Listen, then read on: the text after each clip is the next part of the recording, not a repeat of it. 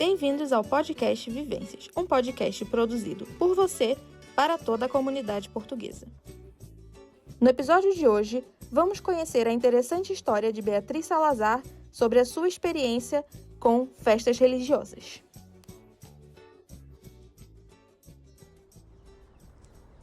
Então é assim, se tu nunca tiveste a experiência de te vestir de um pastorinho ou um anjinho, entre a tenra idade dos 5 e os 10 anos, enquanto carregavas cestas de pão e velas e caminhavas sob o sol de maio, em procissão com outras dezenas de pessoas, em direção à igreja da tua terrinha para deixar as ofrendas e celebrar o milagre de Fátima, então só tenho a dizer que agradeço a tua sorte, ok? O meu eu, de 5 a 10 anos, não apreciava particularmente esta tradição, ok? Nem eu, nem os meus primos, que éramos obrigados a ir todos os anos pela nossa avó. Eu agora vou-vos contar a história do último ano em que nós participámos nesta procissão dos pastorinhos, ok? O último ano. Para vos poder contextualizar, eu sinto que é muito necessário voltar a referir que eu e os meus primos não gostávamos nada, mas mesmo nada, desta tradição da nossa terrinha.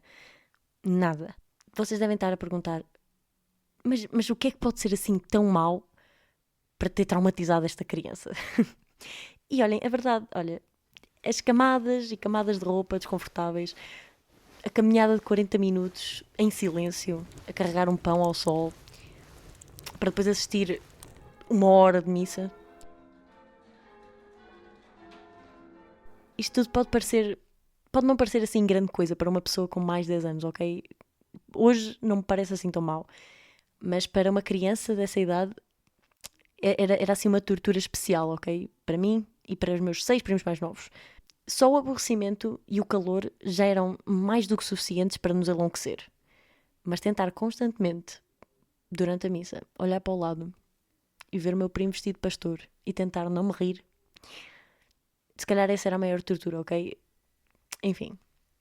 Agora, sobre o nosso último ano desta linda tradição. Como em todos os outros anos anteriores, uma semana antes do evento, começou a fase da negação. Ninguém mencionava o dia que se aproximava. Se não falássemos, ele não vinha chegar. Não ia.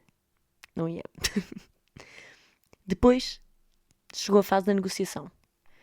Passou por conversas entre os primos para tentarmos planear formas de evitarmos termos de passar por todo aquele trauma novamente. Também, claramente, muitas conversas de manipulação com a minha avó, mas ela nunca cedia. Mantinha sempre firme que era uma tradição que valia a pena fazermos todos os anos. Não importa as promessas de tarefas domésticas, não importa as promessas de cozinhados, não importa nada. Nada se fazia a minha avó ceder. Ela continuava firme. Nós sabíamos que não havia mesmo nada que pudéssemos realmente fazer. Sendo que, no ano anterior, uma rapariga vestida de anjinho, tal como eu, que caminhava à minha frente, inclinou a sua vela ligeiramente para a frente, mais do que aquilo que era recomendado, e, digamos que, pegou fogo ao cabelo do pequeno anjinho à frente dela.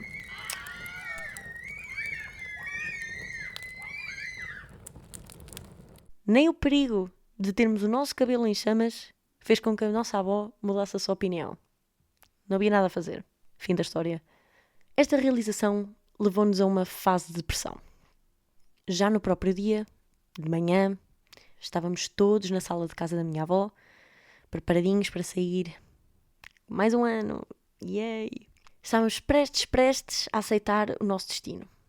Mas foi aí que a raiva tomou as rédeas. Bem, eu pessoalmente não estava presente neste momento final, infelizmente. Mas ouvi os barulhos e recebi os relatos detalhados dos acontecimentos.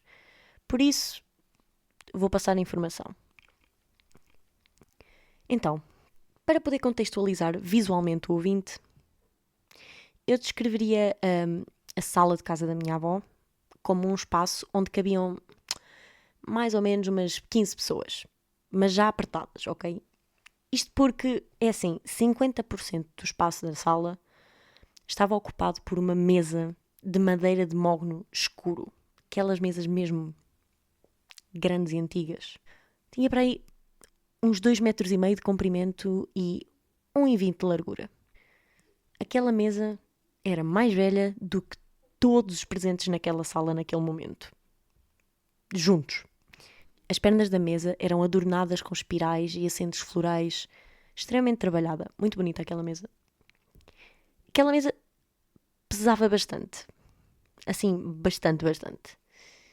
Não havia qualquer forma de um grupo de 5 ou 6 miúdos com menos de 10 anos virar aquela mesa ao contrário. Não havia, não há como. No entanto, eu estava no quarto ao lado e quando ouvi um estrondo enorme proveniente da sala, corri para lá com a minha avó. Quando abrimos a porta, os meus primos provaram quão errada a minha premissa estava. Eles ficaram congelados a olhar para nós, ao lado de uma mesa de madeira de mogno preta, virada ao contrário, no chão, deixando as marcas no chão e as pontas das mesas rachadas como provas do que tinha acontecido. Depois do silêncio ensurdecedor que sucedeu, como podem imaginar, a minha avó não ficou particularmente contente com o sucedido. Na verdade, ela muito pouco calmamente convidou-nos a sair de casa dela e não nos deixou voltar a entrar durante algumas horas. Embora vitoriosos no que toca ao nosso objetivo principal, em relação à procissão dos pastorinhos, não conseguimos deixar de nos sentir culpados. Por isso, fizemos a única coisa que podíamos fazer naquela situação. Escrevemos uma música. Depois de 1 hora de muito trabalho criativo, apresentámos a nossa obra musical à nossa avó. Eu não me lembro bem de como era a letra, mas era algo do tipo: Avó, gostamos de ti, do fundo do coração. Obrigada por nos teres aturado. E eu não me lembro do resto. Mas era mais ou menos este o tema.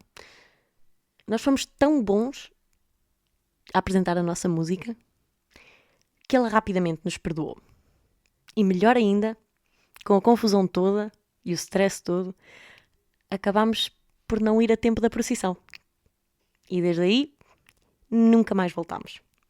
Saímos vitoriosos.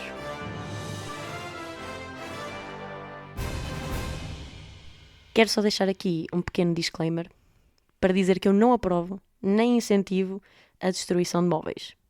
Nem pôr fogo no cabelo das pessoas aleatórias, ok? Mas realmente, olhem, isto funciona para nós.